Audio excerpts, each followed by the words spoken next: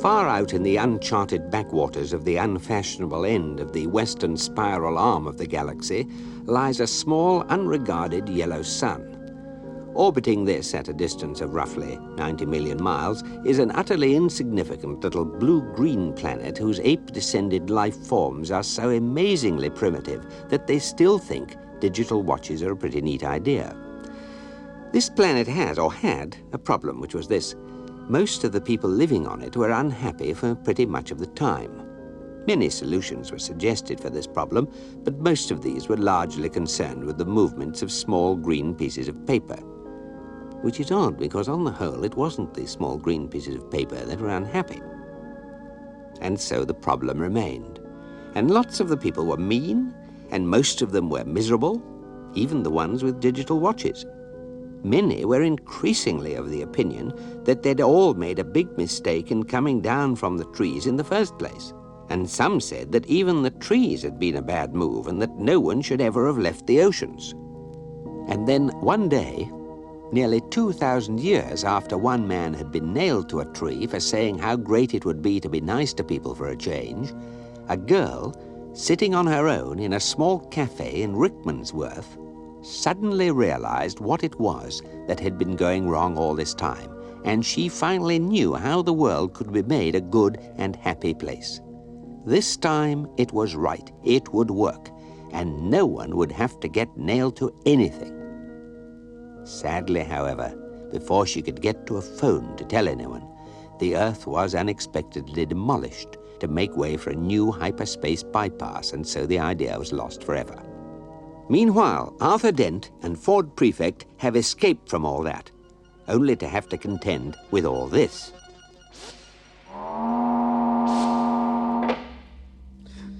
We're trapped now, aren't we? Yes, we're trapped. Well, didn't you think of anything? Oh, yes, but unfortunately it rather involved being on the other side of the airtight hatchway they've just sealed behind us. So what happens next? The hatchway in front of us will open automatically in a moment, and we'll shoot out into deep space and asphyxiate in about 30 seconds. So this is it? We're going to die? Yes. Except... no. Wait a minute. What's this switch? What? Where? No, I was only fooling. We are going to die after all. You know, it's at times like this, when I'm trapped in a vogon airlock with a man from Beetlejuice and about to die of asphyxiation in deep space, that I really wish I'd listened to what my mother told me when I was young. Why? What did she tell you? I don't know. I didn't listen.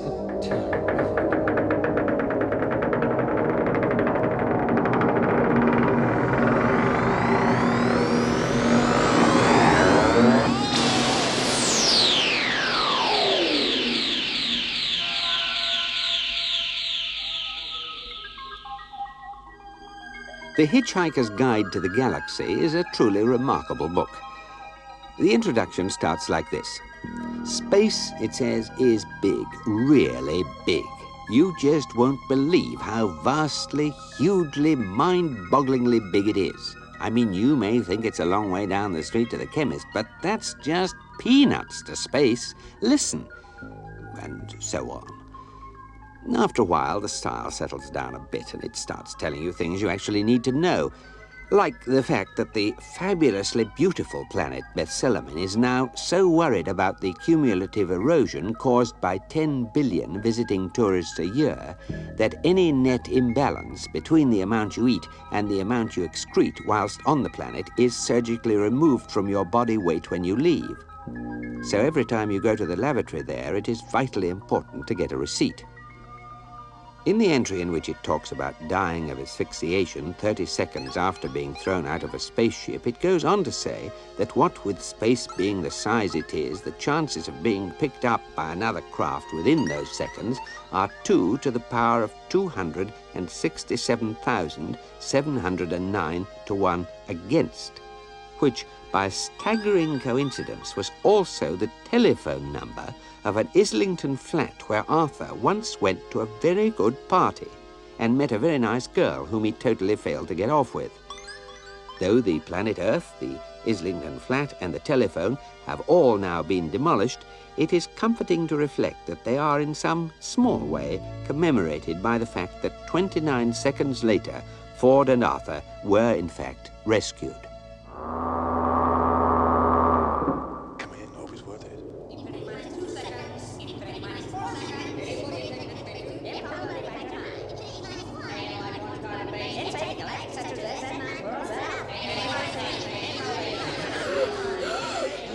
There you are.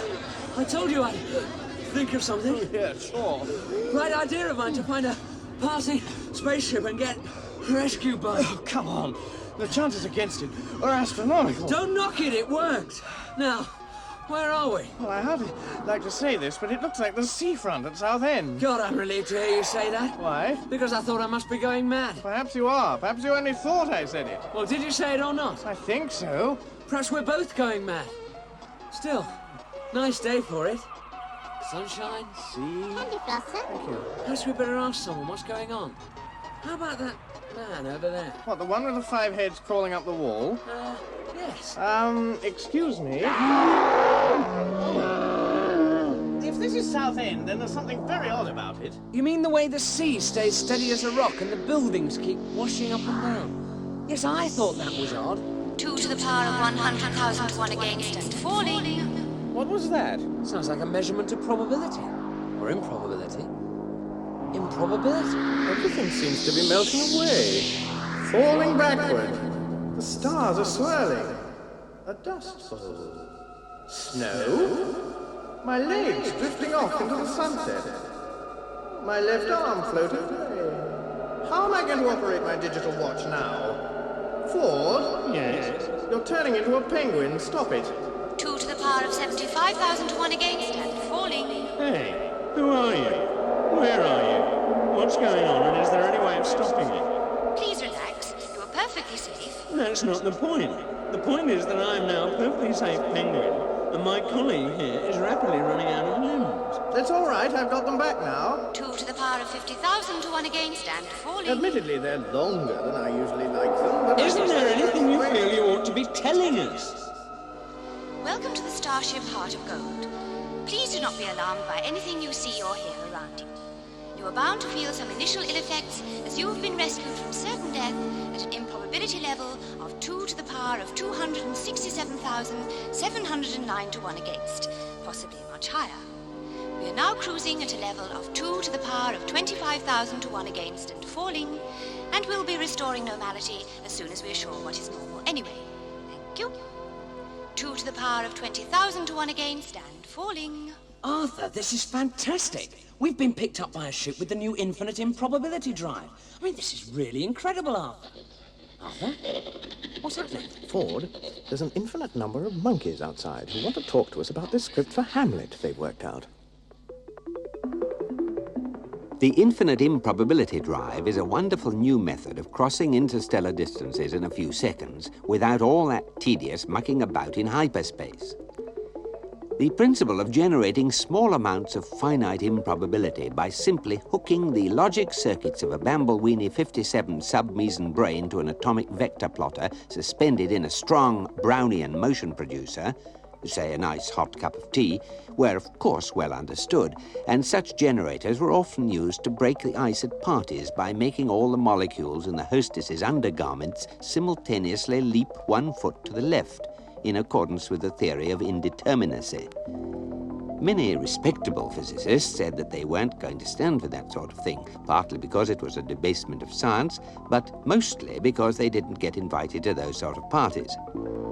Another thing they couldn't stand was the perpetual failure they encountered in trying to construct a machine which could generate the infinite improbability field needed to flip a spaceship between the furthest stars, and in the end, they grumpily announced that such a machine was virtually impossible.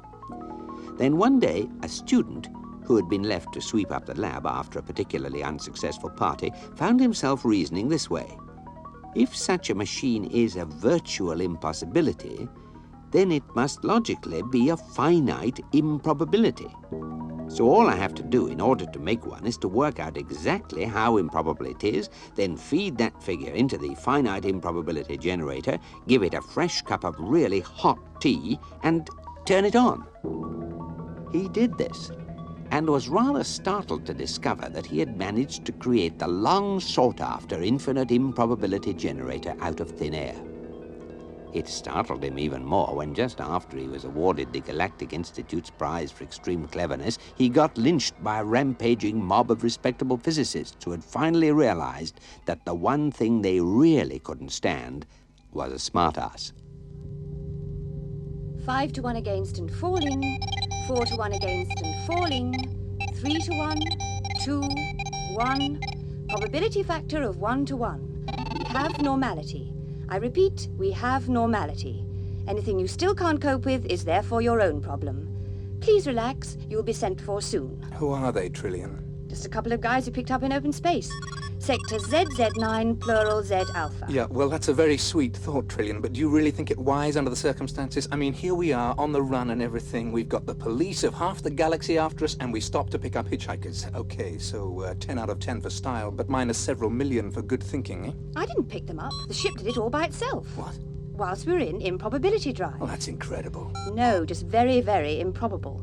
Look, don't worry about the aliens. They're just a couple of guys, I expect. I'll send the robot down to check them out. Hey, Marvin. I think you ought to know I'm feeling very depressed. Oh, God. Well, here's something to occupy you and keep your mind off things. It won't work. I have an exceptionally large mind. Marvin. All right, what do you want me to do? Go down to number 2 entry bay and bring the 2 aliens up here under surveillance. Just that. Yes. I won't enjoy it. She's not asking you to enjoy it. Just do it, will you? All right, I'll do it. Good. Great. Thank you. I'm not getting you down at all, am I? No, Marvin, that's just fine, really. I wouldn't like to think I was getting you down. No, don't you worry about that. You just act as comes naturally and everything will be fine. You're sure you don't mind? No. It's all just part of life. Life. Don't talk to me about life. I don't think I can stand that robot much longer, Zaphod. The Encyclopedia Galactica defines a robot as a mechanical apparatus designed to do the work of a man. The marketing division of the Sirius Cybernetics Corporation defines a robot as your plastic pal who's fun to be with. The Hitchhiker's Guide to the Galaxy defines the marketing division of the Sirius Cybernetics Corporation as a bunch of mindless jerks who'll be the first against the wall when the revolution comes, with a footnote to the effect that the editors would welcome applications from anyone interested in taking over the post of robotics correspondent. Curiously enough, an edition of the Encyclopedia Galactica that fell through a time warp from 1,000 years in the future defined the marketing division of the Sirius Cybernetics Corporation as a bunch of mindless jerks who were the first against the wall when the revolution came. I think this ship is brand new, Arthur. How can you tell? Have you got some exotic device for measuring the age of metal? No, I just found this sales brochure lying on the floor. The universe can be yours. Yes, look. Sensational new breakthrough in improbability physics. As the ship's drive reaches infinite improbability, it passes through every conceivable point in every conceivable universe almost simultaneously. You select your own re-entry point. Be the envy of other major governments. This is big league stuff. It looks a hell of a lot better than that dingy vogon ship. This is my idea of a spaceship. It's all gleaming white, flashing lights, everything. What happens if I press this button? I wouldn't. Oh, What happened? a sign lit up saying, please do not press this button again. They make a big thing of the ship's cybernetics. A new generation of Sirius Cybernetics Corporation robots and computers with the new GPP feature. GPP? What's that? It says genuine people personalities. Sounds ghastly. It is What? ghastly. It all is absolutely ghastly. Just don't even talk about it. Look at this door. All the doors in this spacecraft have a cheerful and sunny disposition. It is their pleasure to open for you and their satisfaction to close again with the knowledge of a job well done. Thank you. Hateful. Come on. I've been ordered to take you up to the bridge. Here I am, brain the size of a planet, and they tell me to take you up to the bridge. Call that job satisfaction, 'cause I don't. Excuse me, which government owns this ship? You watch this door. It's about to open again. I can tell by the intolerable air of smugness it suddenly generates. Thank you. Come on. Thank you. Thank you, the marketing division of the Sirius Cybernetics Corporation. Which government owns this ship? Let's build robots with genuine people personalities, they said. So they tried it out with me. I'm a personality prototype. You can tell, can't you? Well... I hate that door. I'm not getting you down, am I? Which government owns it? No government owns it. It's been stolen. Stolen? Stolen? Who by? Zaphod Beeblebrox. Zaphod Beeblebrox? Oh, sorry, did I say something wrong? Pardon me for breathing, which I never do anyway, so I don't know why I bothered to say it. Oh, God, I'm so depressed. Here's another of those self-satisfied doors. Glad to be of service. Life. Don't talk to me about life. No one even mentioned it. Really? Zaphod Beeblebrox.